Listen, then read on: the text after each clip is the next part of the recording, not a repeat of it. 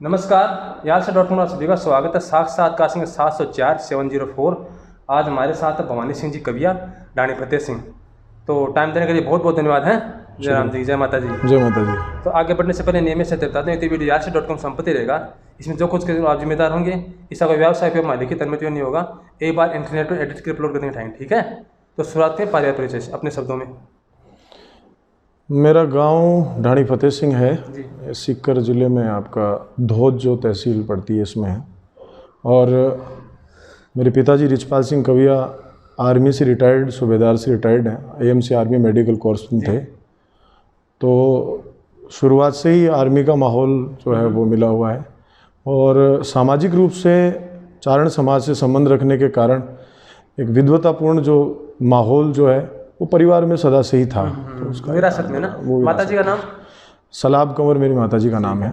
और पीछे याद है दादाजी दादी जी का बताएं। दादाजी दादी जी तो पीढ़ियाँ हैं। कल्याण सिंह जी थे, उनके पुत्र थे गणेश दान जी, उनके पुत्र थे राम सिंह जी, और रामदान जी और उनके पुत्र रिचपाल सिंह जी और उनके पुत्र हम। अच्छा। तो ये तो। दादी जी का नाम क्या है? हमारी दादी जी का नाम अनूप कंवर। अनूप? हाँ, अनूप कंवर। अनूप कंवर, हाँ ठीक है। ननिहाल कौन सी का है? ननिहाल हमारा धानड़वा। धानरमा। नाना जी नानी जी का नाम? मंगेशदान जी हमारे नाना जी हैं, और मदन कंवर हमारी नानी जी थे, दोनों ही एक्सपायर हो गए। ठीक है। और ससुराल कौन सी जगह है? ससुराल हमारा है लाडनू। लाडनू जी। तो सास ससुर का नाम? सवाईदान जी हमारे ससुर जी का नाम है, और सौभाग कंवर हमारी जो सास माँ है उनका नाम। ठीक। और धर्मपत्नी का नाम? हमारी धर्मपत्नी का जो नाम है वो संतोष कंवर है। शिखा के नाम से भी हम पारिवारिक रूप से बोलते हैं। और बहन भाई कितने आप? हम 3 बहन भाई हैं, 2 बड़ी बहनें हैं, एक मैं छोटा भाई हूँ। नामक्रम से? सुमन कंवर हमारी बड़ी बहन है, बड़ी, उससे छोटी ओम कंवर है, और उससे छोटा मैं हूँ भवानी सिंह। और संतान? हमारे 2 संतान हैं।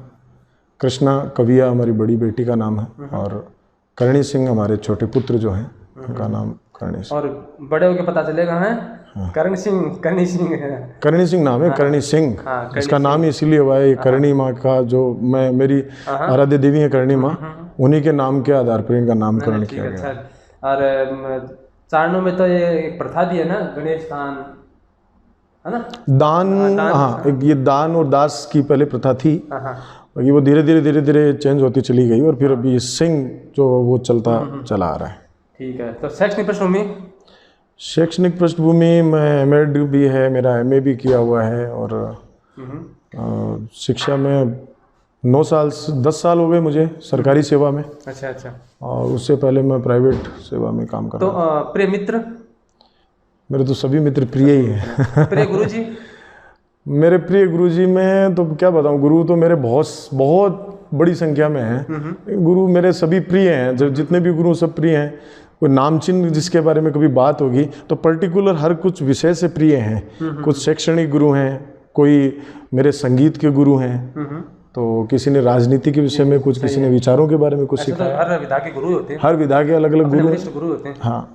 तो हिंदुस्तान में भ्रमण कहाँ किया है?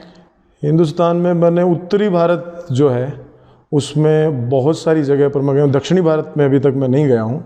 उत्तराखंड जो है उसमें केदारनाथ मेरा भ्रमण हो चुका है। अभी लेटेस्ट ही मसूरी, देहरादून, ऊखीमठ, जोशीमठ, उस तरफ जाके हम आए थे। जम्मू से मैंने बीएड किया है, तो उस तरफ भी मैं काफ़ी 1 वर्ष उधर रहा हूँ। तो पंजाब, आपका हरियाणा, ये अपना राजस्थान, गुजरात में भी मेरे प्रोग्राम्स हुए हैं, तो गुजरात भी मैं गया हुआ हूँ। तो खान पान में प्रिय चीज़ है? खान पान में भूख लगती है तो सब कुछ अच्छा लगता है, और भूख नहीं है तो फिर कुछ अच्छा नहीं लगता है। दिनचर्या कितने बजे उठते हैं सुबह? दिनचर्या सुबह ऐसा है कि स्कूल अगर 7:30 का होता है तो फिर मजबूरी होती है कि 5:30 या 6 बजे उठना पड़ता है। अन्यथा ऐसा नहीं है। मैं अगर मुझे आराम से सोने दिया जाए तो मैं 7:30 बजे तक उठने वाला प्राणी हूँ, तो 7 तो मैं बजाता ही हूँ। तो सुबह थोड़ी बहुत कसरत व्यायाम, कसरत व्यायाम का ऐसा है कि आपके सही पिताजी कर लेते हैं? नहीं, पिताजी तो मैं आई थिंक मुझसे बहुत ज़्यादा स्ट्रॉन्ग है इस मामले में। लेकिन अभी ऐसा मुझे स्वास्थ्य में कोई गड़बड़ महसूस हो नहीं रही है। अगर भविष्य में ऐसा होगा कि स्वास्थ्य में गड़बड़ है तो अवश्य ही 5 बजे उठना पड़ेगा और दौड़ना मैंने किया है, हालांकि कुछ समय किया है, लेकिन मैं कर नहीं पाता हूँ ये सब। अच्छा, कई बार क्या होता है, ऐसे मजाक की बात है, एक उसका बाप है ना अध्यापक का, वो कोई अधिकारी था ना, वो कह रहा था मेरा बेटा क्या टीचर बनेगा, अध्यापक है सरकारी, वो नाता सुबह है नहीं और खाना खाता नहीं है, दोपहर में टिफिन बन के ले जाता है, और काम जो वो कभी टाइम पर करता नहीं। मतलब क्या होता है कि सारे अध्यापक तो नहीं होते, कुछ अध्यापक भी होते हैं। हाँ, नहीं, एक्चुअली ऐसा क्या है, मैं आपको बता दूं कि ये एक बहुत बड़ा विषय है, लेकिन बहुत छोटे शब्दों में अगर कहा जाए तो हमें कभी भी किसी एक कास्ट से या किसी एक पैसे से पूरे समाज को कतई नहीं तोलना चाहिए, कतई नहीं तोलना चाहिए, क्योंकि हर व्यक्ति है ना व्यक्ति से घटित होता है। तो हम ये कहें कि फला जाति के या फला शिक्षक सारे ऐसे होते हैं, आर्मी होते हैं, ऐसा कतई नहीं होता है, वो व्यक्ति से घटना है। मैं भी अधिकांश से सब जोड़ देता हूँ उसमें। क्या होता है कि सबको बुरा नहीं लगता। नहीं, अधिकांश भी गलत है, नहीं कम से कम। नहीं, अगर क्या होता है, जैसे किसी चीज का नाम अगर कोई प्रसिद्ध बदनाम कुछ होता है ना, तो अधिकांश की वजह से होता है, न्यूनतम की वजह से चल जाता काम। बात करेंगे। अच्छा, ये बताएं कि आपकी प्रथम नियुक्ति कब हुई?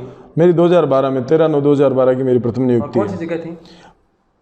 ये श्रीमाधोपुर ब्लॉक में पड़ता है, परशुरामपुरा ब्लॉक, श्रीमाधोपुर में, वहाँ मेरी पहली नियुक्ति। तो कितने साल सेवा दी वहाँ? 6 साल। और कौन सा सन था? 2012 से। उसके बाद में मैं काचवा सीनियर सेकेंडरी में अभी यहीं पोस्टेड हूँ, काचवा सीनियर सेकेंडरी। अच्छा, 18 से यहीं है। हाँ। तो कौन सा विषय पढ़ाते हैं? मैं हिंदी। ओहो, हिंदी के गुरुजी मिल गए, बहुत दुर्लभ है ना हिंदी। तो मेरा प्रिय विषय है।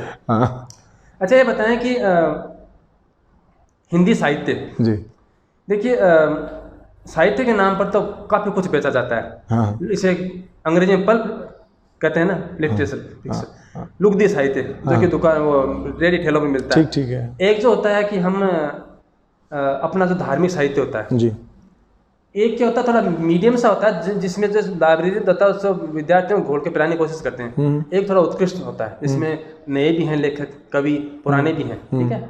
अब ये निर्भर करता है उस अध्यापक पर कि वह अपने विद्यार्थियों को किस तरह निर्देशित करता है, कौन सा साहित्य पढ़ना है। हमारे साथ भी ऐसा हुआ था, हमें पहले लाइब्रेरी ने ऐसे साहित्य किताबें दी, पूछो मत बात। फिर हमें अच्छे अध्यापकों ने बताया कि भाई इन चीज़ों को पढ़ो, जैसे सोमनाथ है, वैशाली नगर उद्ध है, चंद्रकांता संतति है, चंद्रकांता है, काजली कोट है, गुप्त गोतना है ना, काफ़ी चीज़ें हैं, सुंदर सुंदर किताबें। तो इन किताबों के पठन पाठन से जो है आदमी का बौद्धिक और मानसिक स्तर बहुत ही ऊपर चला जाता है। आपने महसूस किया सर? देखो, ऐसा है, बौद्धिक स्तर और मानसिक स्तर की बात तो ये होती है कि साहित्य जो है वो आपका सहायक होता है, बौद्धिक स्तर और मानसिक स्तर आपका खुद का होता है। साहित्य उसमें कुछ ऐड करने में सहायक होता है और मोल्ड करने में सहायक होता है, आपकी दिशा परिवर्तित करने में या दिशा को बदलने में सहायक होता है। बौद्धिक स्तर आपका पहले से होता है, इसीलिए जिसका बौद्धिक स्तर अच्छा होता है वो साहित्य पढ़ता है। अगर बौद्धिक स्तर अच्छा नहीं है तो वो साहित्य वो जाएगा नहीं। और फिर कहते हैं ना कि वो हीरे की सफक है तो अंधेरे में चमक, वरना उजाले में तो कांच भी प्रकाश देता है। तो हीरा जो होता है उसके लिए लुगदी साहित्य कुछ नहीं होता, वो जहां से जो पढ़ता है वहां से अपना सार निकाल लेता है। तो सार को गहिले थोथा दे उड़ाए, वो स्थिति रहती है। तो सार अपने आप गए निकाल लेता है। अच्छा, एक चीज़ और, आपने सार वाले बात की मुझे याद आ गई। हमारे यहाँ पहला नंबर कबीर जी को जाता है। हाँ, काव्य में। ठीक है, नंबर तो नहीं दें, मतलब कबीर बहुत अच्छे हैं, नहीं मतलब नंबर में इनको विभक्त नहीं करेंगे, उन्होंने अपने आप को भी नहीं किया। नंबर का मतलब ये नहीं, मतलब हम जब काव्य पाठ करते हैं, खोलते हैं ना कविताओं में जाते हैं, तो पहला दूसरा निकल आ जाता है, मतलब इसी में फिर सूदा जी, रस खान जी, रहीम जी वगैरह वगैरह में जो कमलेश्वर हरिशंकर प्रसाद कुछ उक्तियां हैं या काफी से नागा वगैरह। तो मेरा ये कहने का मतलब है कि जी 10, 15 या 20 जो हैं लोग उन्हीं को पढ़ते आ रहे हैं जो। अच्छा, उसमें क्या होता है, अगर कोर्स को बढ़ा देंगे तो फिर वो समय पूरा नहीं हो पाता, लेकिन अगर उनको हटा देंगे तो मूल चीज हमारी खत्म हो जाती है। ठीक है, तो इसमें थोड़े से आपको लगता नहीं कुछ कसमकसी है कि नए लोगों को थोड़ा उसमें प्रतिनिधित्व कम मिलता है? नहीं, इसमें हाँ ये जरूर होता है। कई बार ये चीज़ें राजनीति से भी प्रभावित होती हैं, कई बार राजनीति से प्रभावित होती हैं ये चीज़ें। किसी लोग हैं तो किसी का मतलब किसी में कोई योगदान है तो उनको वो तवज्जो दी जाती है। लेकिन बात रही तुलसीदास, कबीर और सूरदास के विषय में, तो ये हमारे संस्कार हैं, ये हमारी परंपराएं हैं। और इन साहित्य को पढ़ने से जैसे अलग अलग टाइप से आदमी अलग अलग मूड में अलग अलग चीज़ें आदमी चाहता है, वैसे ही कभी निर्गुण का आनंद अगर आपको लेना है तो आप कबीर को पढ़िए, और कभी सगुण का आनंद लेना है तो आप तुलसी को पढ़िए, सूर को पढ़िए। तो वो आप पे निर्भर है, तो ये आपको आमंत्रित करते हैं, आप पढ़िए। हरिशंकर प्रसाद जी कहते हैं कि कोर्स का लेखक, पाठ्यक्रम का लेखक एक बंधे हुए कौवे के, घुंघरू बंधे हुए कौवे की तरह होता है, उससे उसी गाइडलाइन में चलना पड़ता है ना। अपनी थोड़ी सी स्वच्छंदता जो खत्म सी हो जाती है, वो उसका कारण है। उसका कारण क्या है कि गुरुकुलीय शिक्षण पद्धति जब थी तब गुरु हुआ करते थे, तो गुरु क्या होता था, गुरु खुद डिसाइड करता था कि किसको क्या पढ़ाना है। राजा के राजकुमार से पढ़ते समय या राजा के राजकुमार को पढ़ा रहा है तो राजा से पूछने नहीं जाता था कि आपके बच्चे को मुझे क्या पढ़ाना है और किस समय कैसा पढ़ाना है, ये कुछ नहीं पूछता था। गुरुकुलीय शिक्षण पद्धति अलग थी। उसके बाद में शिक्षक जो है, ये शिक्षक पूर्णतः आधुनिक घटना है। गुरु पेशेवर नहीं होता था। कारण था कि गुरु जो है वो मासिक वेतन में कार्य नहीं करता था, तो वो अपने आप में स्वतंत्र था, किसको क्या पढ़ाना है, कब पढ़ाना है और कैसे पढ़ाना है, ये सब कुछ गुरु ही डिसाइड करता था। उसका पाठ्यक्रम गुरु से। आज जो स्थितियां हैं, आज स्थितियां बदल गई हैं, वर्तमान में स्थितियां एकदम से बदल गई हैं। आपका आने जाने का समय तय होता है, आपका कालांश तय होता है, आपको क्या पढ़ाना है ये पूर्व से तय होता है। तो अगर पूर्व से तय है तो फिर वो उसी घुंघरू की तरह ही बजेगा। वो साहित्य समाज का दर्पण होता है ना, ठीक है। और इस साहित्य में जैसे क्या, मैंने पहले बातें की, अलग अलग विचारधारा के, जैसे भी अभी चल रहा है, ये कांग्रेस है, बीजेपी है, ये जीत गया, ये हार गया, ठीक है, ये वामपंथी, ये फलानापंथी है। तो इस देखिए क्या होता है, जैसे आप अखबार को छोड़ दीजिए और टीवी पे उन लोगों के चेहरे देखिए जो हंसते फोटो खिंचवाते हैं ना अखबार में, उनका टीवी पे देखने उनका अलग रूप नजर आता है, उनको एक पक्ष से देखते हैं। अब अखबार में क्या होता है, निजी सी फोटो होती है, एक विचार होता है, हम देखते हैं बड़ा अच्छा लग रहा है, लेकिन उस असलियत में कुछ और ही होता है। अब ये टीवी आने से उनकी जो विद्रूपता सामने आने लग गई है, असलियत सामने आती है। अब अखबार में चिपका देते एक पुरानी सी फोटो, सुंदर सी 20 साल पुरानी, और वो कुछ लिखता हमें अच्छा लगता। आज भी हम लोग क्या लिखे हो ज्यादा मानते, वीडियो का शख्स ज्यादा मानते हैं ना। तो इस साहित्य का जो है वो आपको नहीं लगता कि उसने कैसे अवलंबन एक तरफ जा रहा है, इसमें जो बढ़ता हुआ युवा नहीं, वो उसको जाने का भी एक कारण है। उसका निम्नतर जाने का कारण ये है कि मार्केट में जैसे ग्राहक होते हैं ना, कंपनी वैसा ही माल बनाती है। तो अगर सुनने वालों का स्तर नीचे होगा तो साहित्य लिखने वालों उसकी स्तर पे लिखेंगे, क्योंकि उसको अपना मार्केट चलाना है। भाई लोग उसको सुनेंगे। आज आप जैसे आज हैं, आप संस्कृत में रचना लिखिएगा तो समझ में नहीं आएगी, तो आप डिंगल में रचना करिएगा, समझ में नहीं आएगी, तो वो सुनेगा कौन। इसलिए, और जैसा साहित्य जिस समय में तथा समय में जैसा साहित्य सुना जाता है, उसी समय में उसी लैंग्वेज में बात की जाती है। तो प्राकृत में बुद्ध ने प्रवचन ऐसे नहीं दिए थे। उस समय संस्कृत साहित्यिक भाषा थी, लेकिन प्राकृत में देना इसलिए जरूरी था कि लोगों तक पहुंच जाए, लोगों का क्या स्तर है उसके अकॉर्डिंग उसको देना। अच्छा, भाषा पर बात करें तो मैंने एक जगह पढ़ा था कि दिनों दिन भाषाएं मर रही हैं। जैसे काफ़ी हजारों भाषाएं थी, सैकड़ों में कुछ दहाई में, मतलब जो भाषाएं है ना, बोलियों में बाद में आती होती है। जैसे मुख्य बधारे भाषा जैसे हिंदी है, उसको अंग्रेजी खा रही है, हिंदी अपने स्थानीय भाषाओं खा रही है, स्थानीय भाषाओं को अपनी बोलियां खा रही है ना। आपको लगता है कि भाषाएं सिमट रही हैं? नहीं, ऐसा बिल्कुल भी नहीं है, कतई नहीं हो सकता। कोई भाषा कभी मरती नहीं है, लेकिन परिवर्तन प्रकृति का नियम है और भाषा में परिवर्तन होगा ही होगा। पूरी प्रकृति परिवर्तित हो रही है तो उसमें होगा। आज जैसे हिंदी बनी है तो हिंदी इसलिए हिंदी बनी है क्योंकि संस्कृत से बदल के वो बन गई, तो बदलते बन रही है, आगे भी बदलेगी। ये प्रकृति चल रही है। जैसे मैं बताता हूँ, अंडमान निकोबार द्वीप समूह है, वहाँ जरावा जनजाति रहती है, ठीक है। अब उन लोगों में ग्रेटर अंडमानी है, उनकी संख्या कम रह गई। वो लोग अपने वापस में से हिंदी है, वो तमिल मलयालम जो भी है निकटस्थ भाषा है वो सीखने लगे और उनकी बोलने वाले कम रह गए, ठीक है।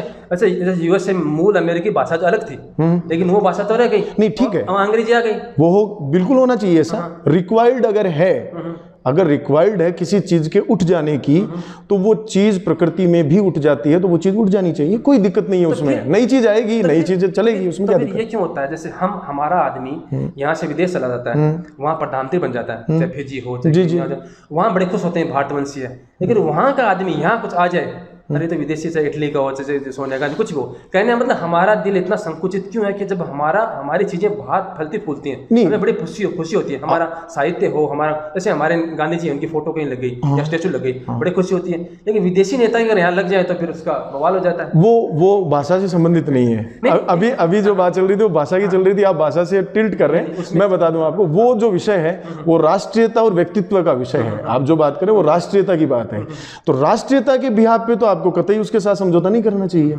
लेकिन भाषाई परिवर्तन वो एक अलग विषय रहा। और कोई आदमी वहां जाके ये कहता है कि मैं शौक से या शान से कहता हूं कि मैं इंग्लैंड में पढ़ रहा हूं या ऐसा कुछ कर रहा हूं, तो वो मेरे हिसाब से वो गलत है। आपकी जड़ें हिंदुस्तान है तो आप अपनी जड़ों की कदर कीजिए। तो ये भाषाई परिवर्तन से इसका कोई संबंध नहीं है। चलो भाषाई बात करते हैं ना, ठीक है। अच्छा बताएं कि भाषाओं का संरक्षण, जैसे आजकल इंटरनेट आ गया, तो आप 20 साल पहले कुछ लिखना चाहते थे, आज वो स्थायी है, आप उसको वापस पाना चाहते हैं, मिल जाता है। ठीक है। हमारे ऐसे कि पहले ताड़पत्र हुए, ठीक है, फिर चमड़े की चीजों पे लिखना हुआ, फिर बाद में जो है वो लिखावट आई ना, कागज की आई, बिल्कुल। तो काफी चीजें संरक्षित हुई। अब जैसे एक जगह मैंने पढ़ा था कि एक अंग्रेज है और 70 साल का हो गया, वो यहाँ इंडिया की नागरिकता लेना चाहता था क्योंकि वो इंडिया में पैदा हुआ। तो वो वहाँ आया, कलकत्ता में देखा, तो उसने अपना जन्म प्रमाण पत्र खोजना चाहा, वो नहीं मिला, उसके पिताजी का मिल गया। कारण यह था कि उसके पिताजी अंग्रेजों के जमाने में थे, तो उसका तो रिकॉर्ड मिल गया। जब अंग्रेज चले गए तो हमें रिकॉर्ड रखना गवारा नहीं समझा, ठीक है। हाँ। तो उसका रिकॉर्ड नहीं मिला, पिताजी का मिल गया। तो ये भी हमें खामी रही है कि हमें जो जैसे किताबें हैं, ठीक है, जैसे अभी पुरानी काफ़ी चीज़ें थी हमारी, नष्ट होगी, जला देगी आक्रांताओं द्वारा जो भी है, लेकिन फिर हम आपको नहीं था कहीं ना कहीं हम इसमें लापरवाही बरती है। हमारे लापरवाही बरतने का भी एक कारण है कि हिंदुस्तान जो है वो एक ऐसी संस्कृति रही है, वो स्वयंभू संस्कृति रही है। और वो संस्कृति जो है वो ऐसा समझता है, हिंदुस्तान का जो यहाँ पे जो बाशिंदा है या जो यहाँ जन्म लेने वाला है, यहाँ हमारे जेनेटिक में ये चीज़ें हैं। हम ऐसा समझते हैं कि हम पूरे विश्व को चला रहे हैं और हम विश्व गुरु हैं। ये एग्जैक्ट है, ये गलत नहीं है, बिल्कुल मैं इस चीज़ को मानता हूँ कि हम विश्व गुरु हैं, क्योंकि संस्कृति का हर एक पहलू, भौतिकी जो है ना, वो जीवन जीने के लिए अगर आप संसाधन जुटाते हैं, संसाधनों को ज़्यादा जुटाना और जीवन, इन दोनों में बहुत फर्क है, बुनियादी फर्क है। आपके पास में एसी है, गाड़ी है, बंगला है, सड़कें अच्छी हैं, सब कुछ अच्छी है, लेकिन ये सब जीवन के संसाधन है, न कि जीवन है। जीवन एक दूसरा विषय है और ये संसाधन अलग विषय है। तो पाश्चात्य जो संस्कृति है वो भौतिक चीजों को जुटाने में तो कहीं ना कहीं सफल रही है। उनके पास में गाड़ी बंगले सब कुछ अच्छे हैं, लेकिन गाड़ी बंगले संसाधन जीवन नहीं है। जीवन एकदम दूसरी घटना है। हम जीवन पे केंद्रित हैं, तो हमने जीवन जीने की कला सीखी है, तो वो कला हमने इस प्रकार से जी है, जो फिर वो जो जीता है ना, तो फिर वो आदमी लिखने में बिलीव नहीं करता है। इसलिए हमने कम साहित्य लिखा। लोग सीखते हैं, आके सीखेंगे, हम क्यों लिखें?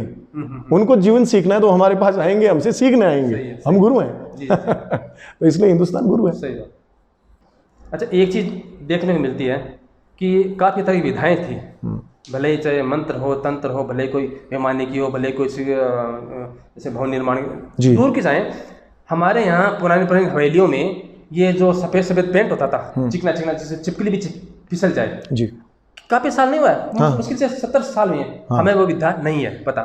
तो इस चीजों का अगर लिखावट में होता, ये भी दूसरी पीढ़ियों को मिलता, इसका भी एक कारण है। हाँ बताएं। मैं बताता हूँ। जैसे प्राचीन समय में अपने पास में जैसे शब्दभेदी बाण दशरथ छोड़ रहे हैं, तो वो सेंसर से बना हुआ है। कोई ऐसा हथियार है जो सेंस करता है और वो सेंसर से चल रहा है, ठीक है।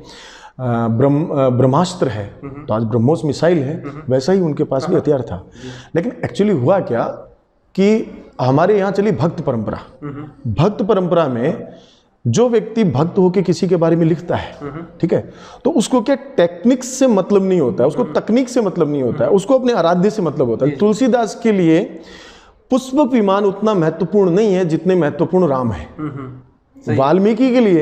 वाल्मीकि के लिए ब्रह्मोस मिसाइल जो है वो उतना महत्वपूर्ण नहीं है जितने महत्वपूर्ण राम और संस्कार है। हिंदुस्तान ने संस्कारों पे केंद्रीकरण किया। टेक्निक्स उनको पता था कि हम इतने प्रतिभावान हैं, इतने जेनेटिक हैं कि हमारे बच्चे जो आएंगे वो हमसे भी बेहतर खोज के दिखाएंगे, और खोज के दिखाया है। ऐसी कुछ नहीं है। आज जैसे आप मोदी जी के विषय में आप लिखते हैं, तो आप क्या लिखेंगे कि मोदी जी वायु मार्ग से अमेरिका गए, ठीक है। आपका केंद्र मोदी जी के बारे में लिखना है, तो आप वायु मार्ग से गए, आप विमान का एयरलाइंस लिख दिया उसमें, तो उन्होंने पुष्पक विमान लिख दिया। अब आप मोदी जी का वर्णन अगर कर रहे हैं, एज ए पत्रकार आप बात कर रहे हैं, तो आप उसकी टेक्निक थोड़ी बताएंगे कि वो विमान था, उसमें ऐसे पायलट है, उसके इंजन बना हुआ है, उसकी ये गुटका है, ऐसे लगता है। अब उसका बताएंगे तो मोदी जी छूट जाएंगे। इसी तरह जैसे इस कारण छूट गया। इसी तरह तुलसीदास जी ने हर बार कोटि कोटि लिखा है, करोड़ों करोड़ों सूर्य के समान की आभा रश्मि, तो उनसे करोड़ों का नीचे उनका माप नहीं है। योजन योजन काफी योजन से नीचे उनका माप नहीं है। वो एक उनकी लेखन की शैली है। नहीं, लेखन की शैली नहीं, उस समय दूरियां थी। आज संसाधन बढ़ गए हैं, उस वजह से लोगों का जमावड़ा और जनसंख्या बढ़ गई है। इस वजह से आप बहुत कम दूरी में सिमटे हुए हैं। पहले वास्तव में ही ऐसा हुआ करता था कि बहुत योजन की दूरी पर इंसान मिलते थे, फिर भी जनसंख्या बहुत कम थी ना, तो फिर पृथ्वी तो इतनी थी, पर पृथ्वी की सिकुड़ी थोड़ी है, जनसंख्या ज्यादा थी, सॉरी जनसंख्या कम थी, तो वो लोगों की दूरियां बड़ी थी। फिर भी आपने महसूस किया है ना कि काफी लेखक जो होता है एक थोड़ा सा स्टीरियोटाइप सा होता है, उसमें क्या होता है कि उनके शब्द जो पुनरावृत्ति होती है उनकी वो एक आदत सी हो जाती है कि उस हिसाब से लिखना पसंद करते हैं। हाँ, वो होता है। ठीक है, अब शिक्षा की बात करें ना, जो कि अभी वर्तमान में आप बात करें तो पुरानी काफी होगी। वर्तमान शिक्षा में आप देखते हैं तो आपने बताया कि वेतनभोगी शिक्षक, हाँ, वेतनभोगी कर्मचारी है ही, निश्चित ही। आपके पिताजी के समय को देखें तो अध्यापक डंडे मारते थे, हाँ। कोई भी छात्र जाके कोई में नहीं कूदता था।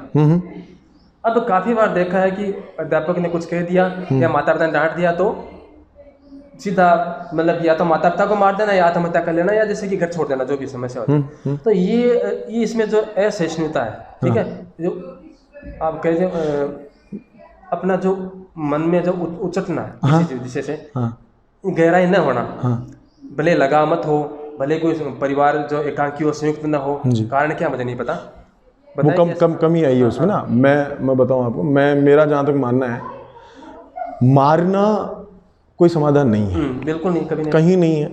किसी बच्चे को मार के कुछ सिखाया जाए, ये मैं तो कहीं नहीं मानता हूँ कि मारने से कुछ होता है। हाँ, पहले ऐसा होता था कि मतलब वो मार वगैरह कम थी, तो उसका परिणाम भी आप देखिए कि शिक्षक के बीच में और विद्यार्थी के बीच में गैप बहुत था, बहुत बड़ा गैप था। ठीक है, आप मतलब इतना भय था कि आप ऑफिस में अगर आप बाई चांस भी जा रहे हैं तो मतलब कई तो ऐसे भी लोग मिलेंगे, आप कई बच्चे ऐसे मिलेंगे आपको जो कभी ऑफिस में गए ही नहीं आज तक, वो केवल अपनी क्लास और क्लास से बाहर, ऑफिस तक गए नहीं। शिक्षक से कभी नमस्ते सर और उसके आगे कभी ये नहीं कहा कि सर मुझे आज ये तकलीफ है, या मेरे भाई ने ऐसा कह दिया, या मेरा मित्र है उसने ऐसा कर दिया, मैं सर क्या करूं, मुझे जीवन के बारे में कुछ बताइए, मैं जीवन के बारे में कुछ जानना चाहता हूं। वो केवल पाठ्यक्रम तक शिक्षक और वो सीमित था, ठीक है ना। लेकिन अभी जो परिवर्तन आया है, उस परिवर्तन में मैं बहुत बच्चों को देखता हूं कि बच्चे बहुत खुल के बात करते हैं, बहुत आराम से बात करते हैं, और वो कहीं ज्यादा अच्छा है उससे। मुझे लगता है कि पीछे की जो शिक्षण पद्धति थी उससे लेकर आज जो परिवर्तन चला रहा है, मैं कहीं बेहतर मानता हूं इस शिक्षण परिवर्तन को, कि वो मारने पीटने की, चलो ठीक है, किसी की कुंठा है मारने की, मेरी तो है नहीं, मुझे तो मारना नहीं है बच्चों को, किस लिए मारना है, तो वो उनसे बात करते हैं, प्रेम से बात करते हैं। हाँ, और वो बहुत अच्छे से समझते हैं, और बच्चे इतना प्रेम करते हैं, आप क्या बताऊं, मतलब मेरे बच्चे जो मेरे पास स्टूडेंट पढ़ते हैं, वो अपने पिता से जितना स्नेह करते हैं उससे कहीं ज्यादा स्नेह मुझसे करते हैं, कि वो आके अपने घर की बात भी मुझे बताते हैं, मुझे खुशी होती है उसकी बात। अच्छा, मारते नहीं इसलिए आते हैं। ये शिक्षा का जैसे मान लीजिए जरूरत समझ लीजिए, अभिभावकों का लालच समझ लीजिए, या व्यावसायिक अंधिक दौड़ समझ लीजिए, शिक्षा का व्यवसायीकरण ज्यादा हुआ है।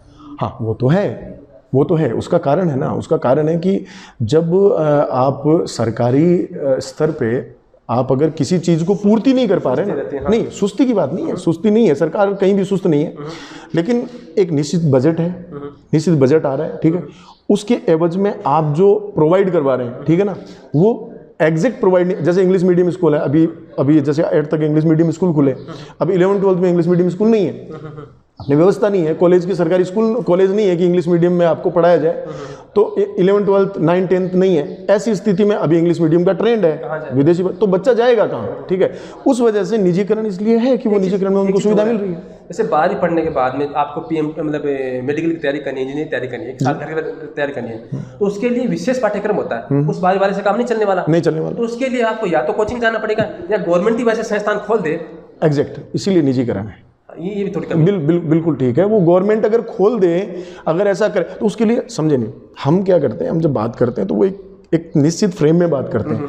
इसको इम्प्लीमेंट करने के लिए, धरातल पर इम्प्लीमेंट करने के लिए गवर्नमेंट को कितना काम करना है, कितने लोगों को कितना कुछ करना है, उस पे बहुत बड़ा फ्रेमवर्क होना होता है ना। तो अपन छोटी सी बात में अपन तो कहते हैं ऐसे होना चाहिए, लेकिन गवर्नमेंट को उसको इम्प्लीमेंट करने में गवर्नमेंट को बहुत जोर आता है। कभी हम सत्ता में आए कर देंगे।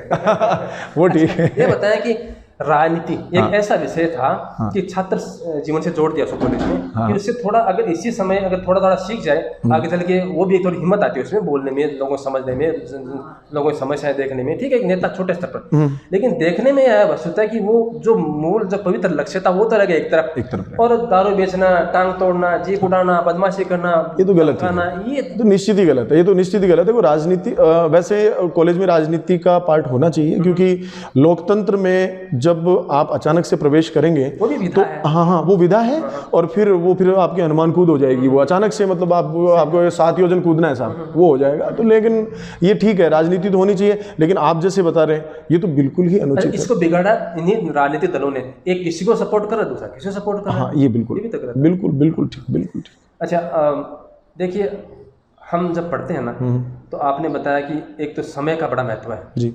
एक आलस से आपको आप आज का दिन दे देते हो, कल का दिन अपने आप ले लेगा। हाँ ये भी कहावत है ना, कहावत है। हाँ। एक चीज और देखने वाली मिलती है कि वो है ना कि आज जो 5-6 घंटे नहीं पढ़ सकता, तो वो 5-6 घंटे मजदूरी करने के लिए तैयार रहे।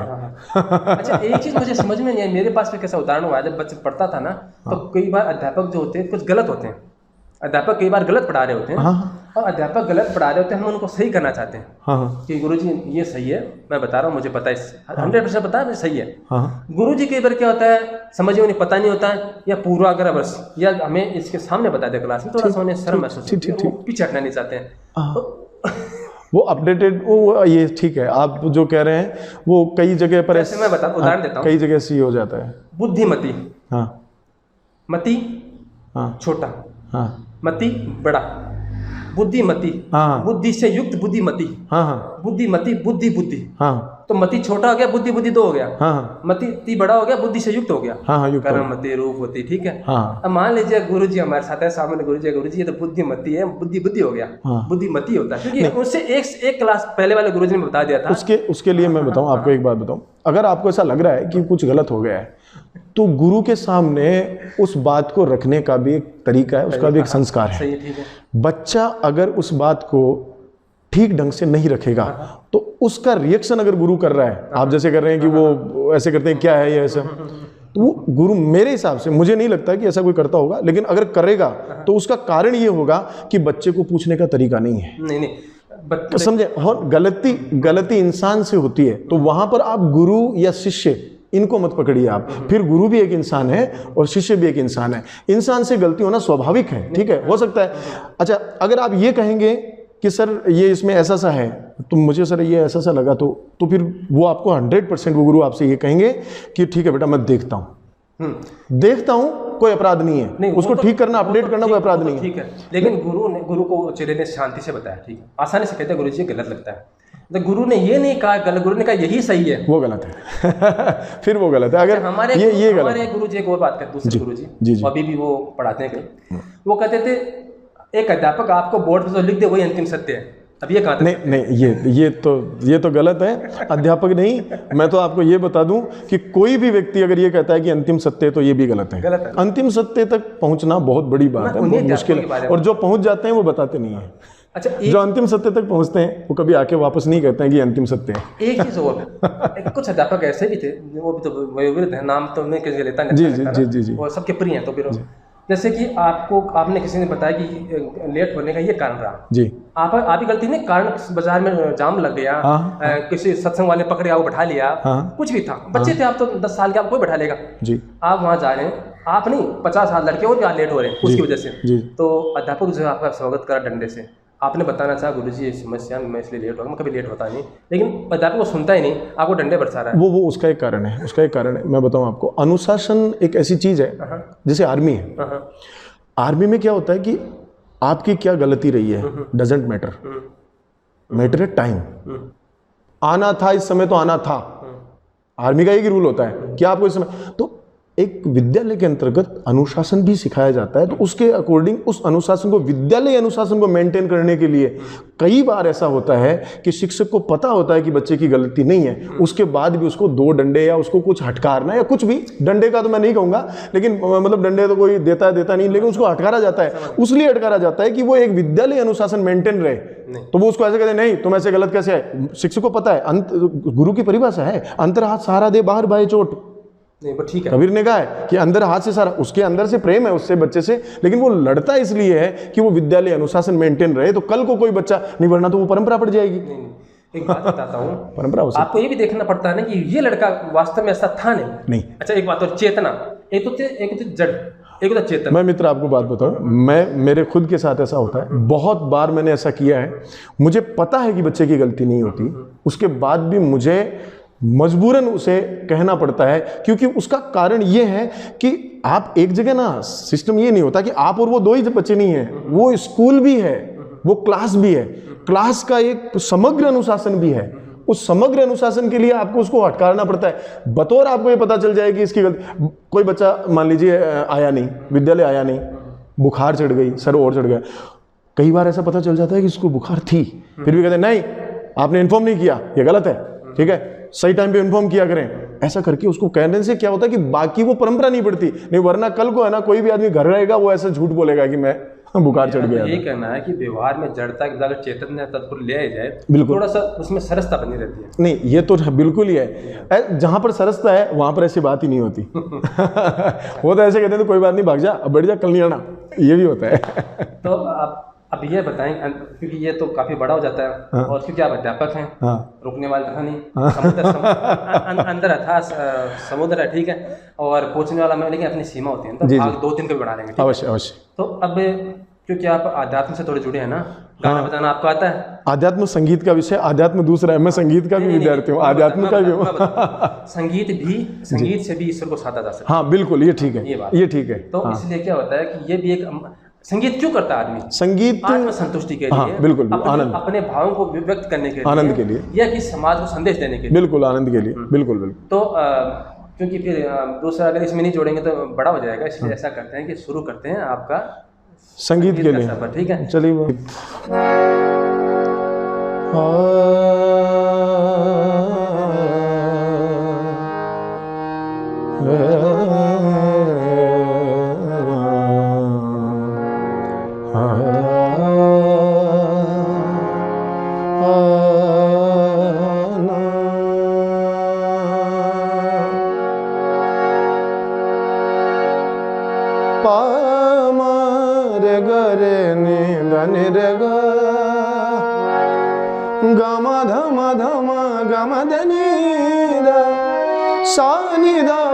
पर गरे निधन रे पाम रे गरे निधन रे सा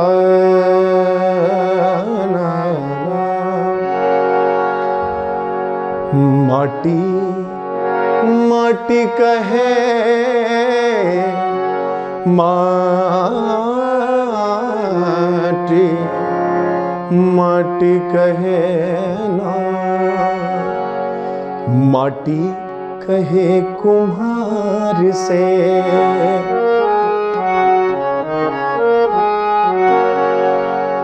माटी कहे कुम्हार से, तू क्या रोंदे मोय। माटी कहे कुम्हार से, तू क्या रोंदे मोहे। एक दिन ऐसा आएगा मैं रोंधूंगी तो, मैं रोंधूंगी तो। कुछ भक्त कवियों के दोहों का संकलन किया है और एक भजन का रूप दिया है। आए हैं सो जाएंगे राजा रंक फकीर, आए हैं सो जाएंगे राजा रंक फकीर। एक सिंहासन चढ़ी चले, एक बंधे जंजीर। एक सिंहासन चढ़ी चले, एक बंधे जंजीर। दुर्बल को न सताइए, दुर्बल को न सताइए, जाकी मोटी हाय। दुर्बल को न सताइए, जाकी मोटी हाय। बिना जीव की हाय के लोहा भस्म हो जाए, लोहा भस्म हो जाए। चलती चक्की देख के दिया कबीरा रो। कबीरदास ने इस धरती और आकाश को चक्की के दो पार्ट बताए हैं और इन दोनों पार्टों के बीच में कैसे इंसान का जीवन पिसते चला जाता है। बहुत सुंदर लिखा। चलती चक्की देख के दिया कबीरा रोए, दो पाटन के बीच में, दो पाटन के बीच में साबुत बचान कोई।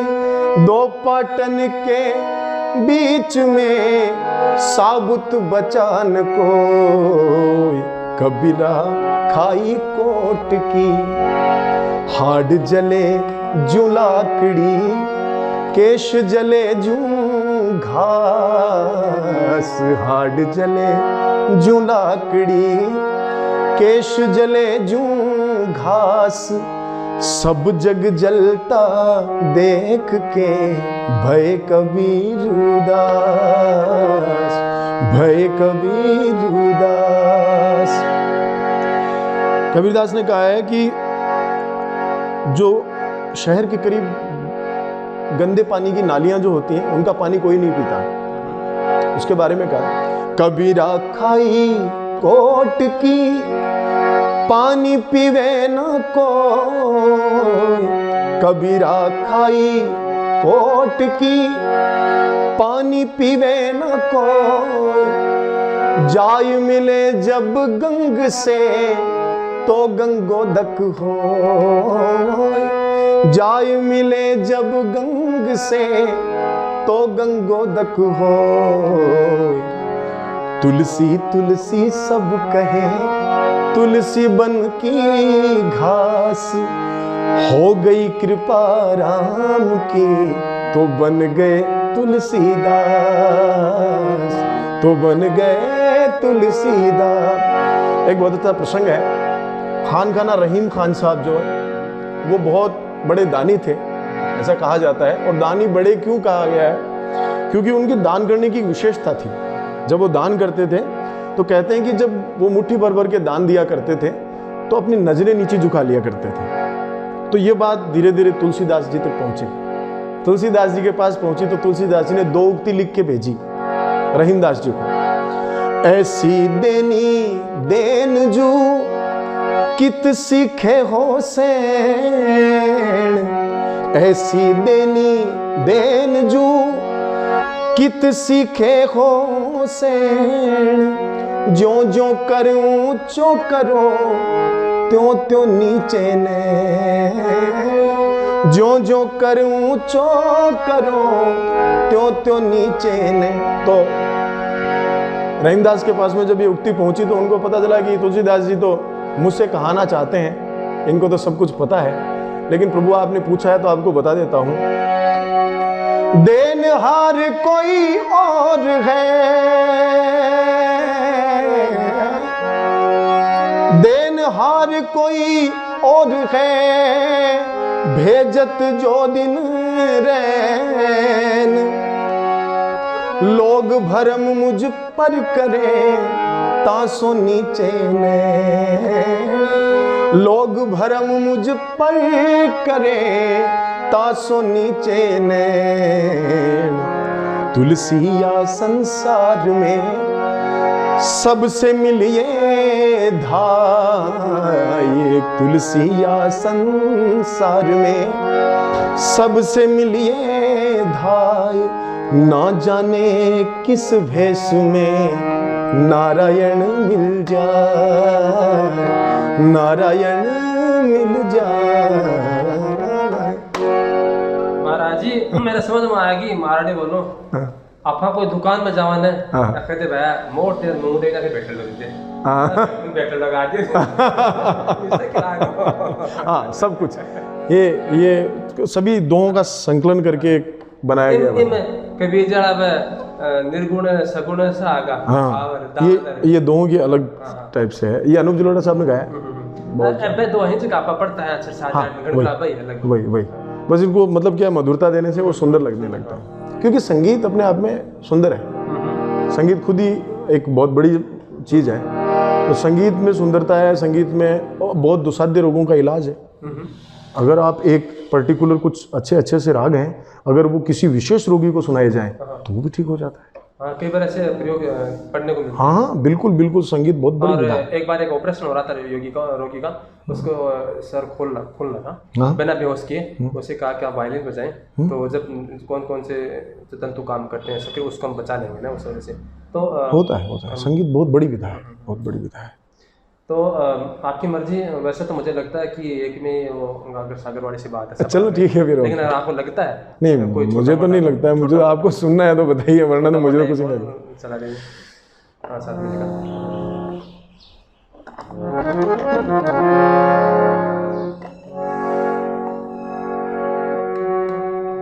चलिए मैं आपको सुनाता हूँ अच्छा सा केवट प्रसंग सुनाऊं। हाँ, छोटा सा, मतलब कि केवट तो छोटा नहीं होगा, केवट तो बड़ा प्रसंग है। केवट वाला नहीं काम है, मैंने कहा छोटा सा केवट 5-7 मिनट का।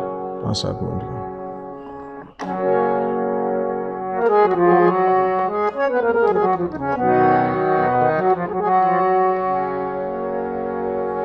ठीक है।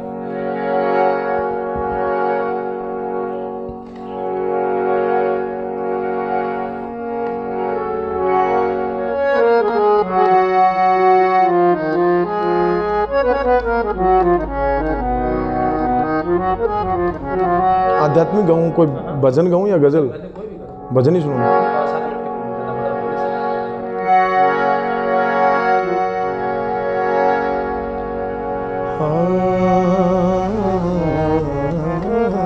देसी सुना देता हूँ आपको, राजस्थानी।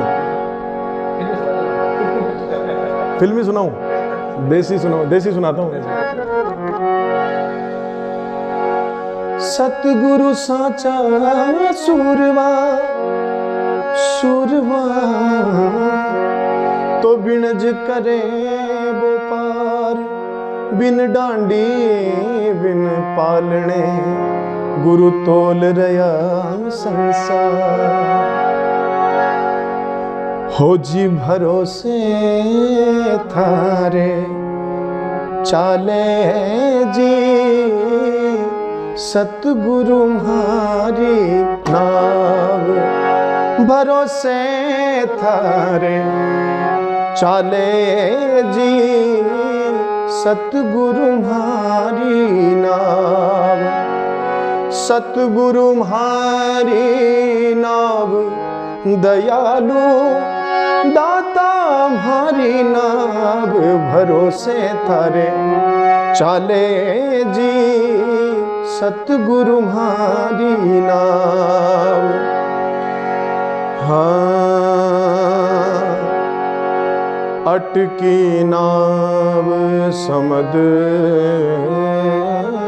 बिच, अटकी नाव समद बिच प्रभु जी, किण विद उतरूं पार। अटकी नाव समद बिच, किण विद उतरा पार। निगे करूं नजर ना आवे, निगे करूं नजर ना आवे, भव सागर की धारे भरोसे थारे चाले जी, सतगुरु म्हारी नाव भरोसे थारे चाले जी, सतगुरु म्हारी नाव। बहुत धन्यवाद। एक चीज नोट किया आपने कि हिंदी का जो आनंद है, अध्यापक होता है वो देखिए राजनीति विज्ञान का, अंग्रेजी का, अलग अलग भाषा की बात अलग है। लेकिन हिंदी का जो अध्यापक होता है अपने भारतवर्ष में, आपको लगता है कि थोड़ा ज्यादा मुखर होता है, ज्यादा गहराई होती है? होना ही चाहिए, होता है ना। भाषा का विद्यार्थी, भाषा का अध्यापक मुखर नहीं होगा तो कौन होगा?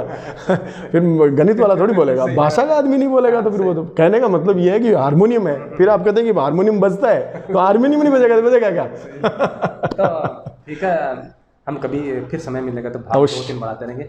अब आपकी तरफ से अपने प्रियजन हैं, समाज के सदस्य हैं, अपने चेले हैं, सहपाठी, उनके नाम छोटा संदेश ये है कि सभी प्रेम से रहें, आनंद से रहें, और सबसे बड़ा विषय आनंद है। सभी को जय Shri Ram.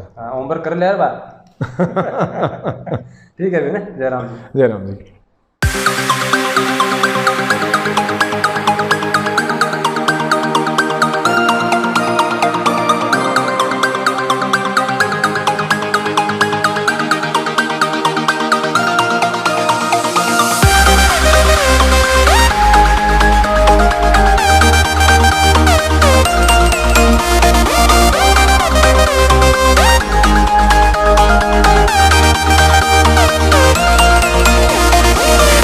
We'll be right back.